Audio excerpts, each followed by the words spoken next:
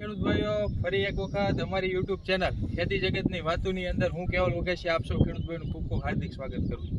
જો ખેડૂત ભાઈઓ આપ અમારી આ યુટ્યુબ ચેનલની અંદર પ્રથમ વખત આવ્યા હોય તો અમારી ચેનલને સબસ્ક્રાઈબ કરજો, વિડીયો જો આપને ગમે તો લાઇક કરજો અને બીજા ખેડૂત ભાઈઓ સુધી વિડીયોને શેર કરજો। તો ખેડૂત ભાઈઓ ગઈકાલે મેં એક વિડીયો મૂક્યો હતો કે ભાઈ પહેલાં જાણો, સમજો અને પછી માવજત કરો કે ભાઈ મગફળીના પાકની અંદર આવતા ટીકા, ગેરું અને સફેદ ફૂગના લક્ષણો અને તેના ઉપાયો। તો જે સ્ક્રીન ઉપર આપને વિડીયો દેખાઈ રહ્યો છે એ વિડીયો જો આપે ન જોયો હોય તો નીચે ડિસ્ક્રિપ્શનની અંદર મેં એમની લિંક મૂકી આપેલી છે, તો આપ એ વિડીયો જોઈ શકો છો। તો ખેડૂત ભાઈઓ આજે અમે એક ભાવનગર જિલ્લાના ત્રાપજ ગામની અંદર જે તળાજા તાલુકાની અંદર આવેલું છે ત્યાંના એક ખેડૂતભાઈની મુલાકાતે આવ્યા છીએ અને એમનો આજે આપણે એક અનુભવ જાણવાના છે। તો ખાસ કરીને ખેડૂત ભાઈઓ જે મગફળીની અત્યારે જે હાલ વરસાદ પડ્યા છે તો એ વરસાદની ત્યારબાદની લેવાની શું કાળજી હોય અથવા તો ત્યારબાદ આપણે કેવી કાળજી લઈ શકીએ એના માટે આજનો વિડીયો બનાવવાનું તાત્પર્ય છે। તો આજે આપણી વચ્ચે ત્રાપજ ગામના એક નરેશભાઈ ઉપસ્થિત છે, તો નરેશભાઈનો સૌપ્રથમ તો તમને એક પરિચય આપી દઈએ અને ત્યારબાદ નરેશભાઈ પાસેથી જ આપણે જાણીએ કે એમની મગફળીની અંદર શું કરેલું છે। તો જય શ્રી કૃષ્ણ નરેશભાઈ। જય શ્રી કૃષ્ણ। એક નરેશભાઈ અમારા વિડીયો નિહાળી રહ્યા ખેડૂતભાઈને એક આપનું આખું નામ અને ગામ, તાલુકો અને જિલ્લો કહી દેજો ને। મારું ગામ ત્રાપજ, તાલુકો તળાજા, જિલ્લો ભાવનગર, વાસાણી નરેશભાઈ ગોરધનભાઈ। તો નરેશભાઈ પહેલા તો આપણે ખેડૂતભાઈને એ જણાવશો કે આ છેલ્લા 15 દિવસની અંદર આપણા વિસ્તાર એટલે કે તમારા ત્રાપજની આસપાસના વિસ્તારની અંદર વરસાદ કેવો હતો? છેલ્લા 15 દિવસથી નહીં, વાવણી વાવી ત્યારથી ખાલી અત્યારે 3 દિવસની સતત વરાપ આપી છે, બાકી આપણે 1 દિવસની જ વરાપ આપેલી છે વચ્ચે, બાકી વરાપ જ નથી આવી। હાથી જેને કહેવાય ખાલી અડધો દિવસ વરાપ આપ્યો ને એમાં હાથી હાલ્યા હોય એ રીતના અમારે 90% વ્યક્તિ એવા છે અને હાથી નથી હાલ્યા। 90% ખેડૂતભાઈના ખેતરની અંદર હાથી નથી, હા હાથી નથી હાલે, જેને કેમ કે ભાડે કરાવવાનું છે એટલે ત્યાં હાથી હાલવાનું હાથી હાલવાના નથી, બરાબર છે। તો નરેશભાઈ આવા વિષમ વરસાદની પરિસ્થિતિ હતી કે ભારે વરસાદની પરિસ્થિતિ હતી, તો આ પરિસ્થિતિની અંદર પણ આપણા મગફળીનો જે પાક તમારા ખેતરની અંદર ઊભો છે એકદમ લીલોછમ ઊભો છે કે નહીં આની અંદર કોઈ પણ પ્રકારના ટીકા, નહીં કોઈ પણ પ્રકારના ગેરું કે નહીં ક્યાંય અત્યારે સફેદ ફૂગ જોવા મળી રહી છે, તો આપે આપના ખેતરની અંદર કઈ દવાનો ઉપયોગ કરેલો? લસ્ટર બે છંટકાવ કર્યા છે આપણે, 2 છંટકાવ કર્યા છે। તો અત્યારે એક આપણે ખેડૂતભાઈને જણાવશો કઈ અવસ્થાની અંદર આપણે છંટકાવ કર્યા? આપણે કર્યા છે એક 45 દિવસની અને આજે વરસાદ બંધ છે અને વળતે દિવસે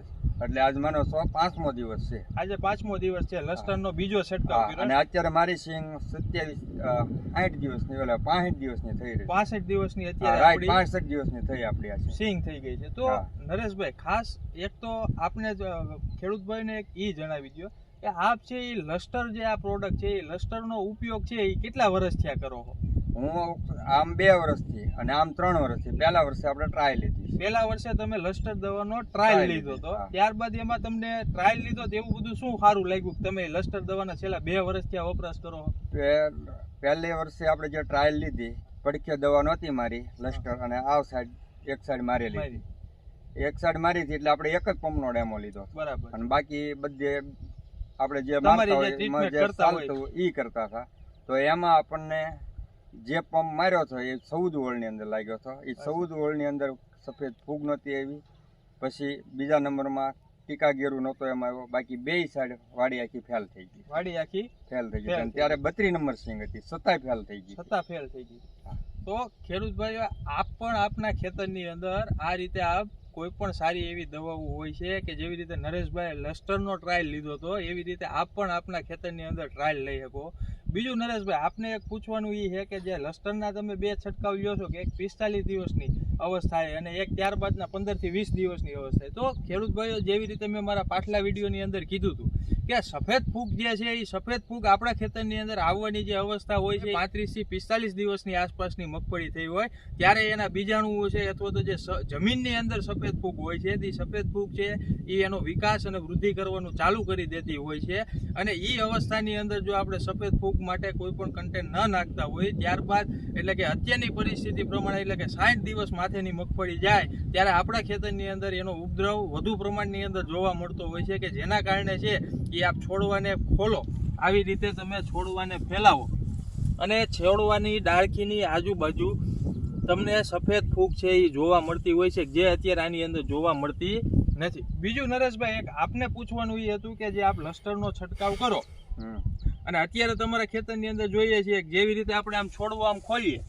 તો નીચે સુકાયેલા પાંદડા કે ડાળખી છે કે ઈ ક્યાંય જોવા નથી મળતું. આજે આપણે બીજા ખેતરની અંદર પણ આગળ જઈને આવ્યા તો ત્યાં આપણે જોયું તો નીચે ઘણા બધા એવા પાંદડા હતા કે જે રોગના કારણે સુકાય અને નીચે પડી ગયા હતા અને એના ઉપર સફેદ ફૂગ લાગી ગઈ હતી. તો એના માટે લસ્ટરનો આપને ફાયદો થયો કે ન થયો? લસ્ટરનો પૂરેપૂરો ફાયદો છે આપણને લસ્ટરનો.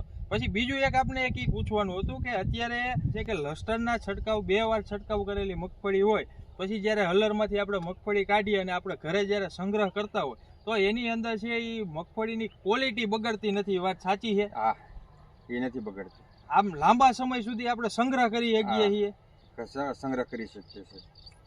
એટલે આપનો એમાં કઈ અનુભવ હોય તો આપ અમારા ખેડૂત ભાઈને જણાવો. આપણે ગયા વર્ષે 9 નંબર હતી. 9 નંબર. હા, અને ઈ રહીથી જો બાજુમાં જ ખેતરમાં ન્યાય 9 નંબર હતી તો ઈ ભાઈને ખાલી 40 દિવસ રાખી ત્યાં ફેલ થઈ ગઈ અને મારે ઈ ઉનાળે મેં વેચી તો ઈ કેમ કે ભાવ ઘટ્યા એટલે માર્કેટ ડાઉન થયું એટલે આપણે નહોતી વેચી. એટલે ઉનાળા સુધી તમે સંગ્રહ કર્યો? સંગ્રહ થી અને ઈ ખુલ્લામાં જ મૂકી દીધી આપણે. ખુલ્લામાં? હા, પડી રહી હતી અમને. એમાં કાંઈ નથી તકલીફ પડી. એમાં કાંઈ તકલીફ નથી નહીં? પોપટા બગડ્યા નહીં, કોઈ વસ્તુની અંદર દોડવા એમને દોડવા. તો એક બીજું એક ખેડૂતભાઈને એક ઈ જણાવશો કે લસ્ટરનો આપ કેટલા પંપ પ્રમાણે ઉપયોગ કરો? વીઘે 4 પંપ ઓછામાં ઓછા 5 પંપ નાખી દઉં કારક. બરાબર છે. જેથી કરીને આપણે વરસાદી વાતાવરણ હતું એટલે આ વખતે મેં 5 પંપ નાખ્યા. 5 પંપ નાખ્યા હતા. અને બીજું કે આપ કેટલા ml પ્રમાણે ઉપયોગ કરો? વધારે એમાં એવું છે વાતાવરણ જેવું હોય, દાખલા તરીકે આજ વધારે વરસાદી વાતાવરણ છે તો 35 નાખી. 35 નાખો. કમસે કમ 25 ને વધારે 35 નાખો તો અતિ બેટર. અને જે ખેડૂત ઓછા પંપ નાખતા હોય ને એને આ દવાનો ઉપયોગ વધારે નાખીને કરવો. વધારે નાખીને એટલે કે 35 ml ના પૂરા ખરેખર ખેડૂતભાઈ જેવી રીતે નરેશભાઈ આપણને વાત કરી કે તેઓ પોતાના ખેતરની અંદર 25 ml લસ્ટર નાખે પણ વીઘે 5 પંપ કરે. જો આપણે 5 પંપ ના કરી શકતા હોય કે આપણા વીઘાની અંદર 3 પંપ થતા હોય તો આપ સૌ ખેડૂતભાઈ નમ્ર ભલામણ છે કે આપ છે એ લસ્ટરનો ઉપયોગ છે એ 35 મિલી પ્રતિ પંપ પ્રમાણેના ઉપયોગથી આપને કરવાનો છે. તો નરેશભાઈ એક અમારા વિડીયો જે ખેડૂતભાઈ જોવે છે તો એ ખેડૂતભાઈને આપ બીજી શું માહિતી આપવા માંગશો? જો ખેડૂત ભાઈઓને એટલું જ કહેવામાં આવે કે જો ખેડૂત ભાઈઓ ટાઈમ ટુ ટાઈમ દવાઓ નાખતા હોય અને લસ્ટરનો ઉપયોગ કરવો જ હોય જે ખેડૂતને અને 35 ml જ નાખ્યું હોય એને ટાઈમ ટુ ટાઈમ એનો જે ટાઈમિંગ મગફળીનો ટાઈમિંગ છે એ ટાઈમિંગ એને દવા મારવી પડે અને ઓછામાં ઓછા 2 છંટકાવ તો ફરજિયાત કરવા પડે. 2 છંટકાવ? હા, તો એનું રિઝલ્ટ એને 100% મળે. આ આપણે 2 વર્ષનો અનુભવ છે પૂરેપૂરો અનુભવ. તો ખેડૂતભાઈ જેવી રીતે આપે નરેશભાઈનું મંતવ્ય સાંભળ્યું એવી રીતે જો આપના પાકની અંદર પણ અત્યારે ટીકા, ગેરું અને સફેદ ફૂગની સમસ્યા હોય તો આપ પણ ખેડૂતભાઈઓ લસ્ટરનો ઉપયોગ કરી શકો છો. સાથે ખેડૂતભાઈઓ અમારો વિડીયો આપને જો સારો લાગ્યો હોય તો ચેનલને સબસ્ક્રાઈબ કરજો, જે લાઇકનું બટન છે એના ઉપર લાઇક કરજો અને બીજા ખેડૂત ભાઈઓ સુધી આ વિડીયો પહોંચાડજો કે જેના કારણે છે કે તે બીજા ખેડૂત ભાઈઓ જેમને મગફળીનો પાક કર્યો છે તો એમના પાકની અંદર તેઓ ટીકા, ગેરું અને સફેદ ફૂગથી રક્ષણ મેળવી શકે. ખૂબ ખૂબ આભાર નરેશભાઈ આપનો. ખૂબ ખૂબ આપનો પણ આભાર ખેડૂત ભાઈઓ. સૌને જય શ્રી કૃષ્ણ.